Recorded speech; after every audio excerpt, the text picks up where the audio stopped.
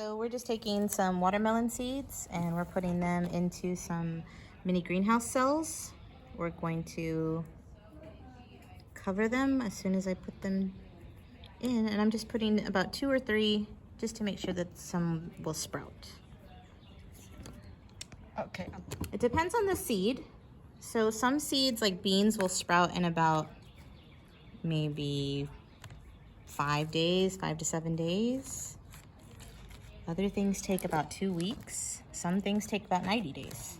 Okay, this is just a tool that came with our mini greenhouses, and it just makes this hole for the seed. And so I'm just trying to make a little. So in Becca's mini greenhouse, you can see she has labeled and tagged the different seeds that she has planted. And they're compartmentalized. And this actually looks like a very good, easy system. Seeding. Yeah, when we seed them and we do them in greenhouses, it's important. At first, you don't need to put them in the sun, but once they do sprout, you need to put them where they can get a little bit of sunlight so that they can harden and get used to the sun outside. So do you leave these on a patio or outdoors, or you bring them in your house? You can put them in your house as long as they are not in the way of like beating sun, right? You want a little bit of filtered sun or like a kind of light window.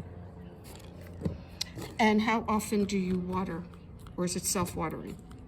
You can make it to where it's self-water. I will water after I'm done planting here, but this bottom part will hold water, and so if you don't want to disturb the seedlings, you can put water in the bottom so that way the roots can grow down to access the water, but it doesn't mess up the tops.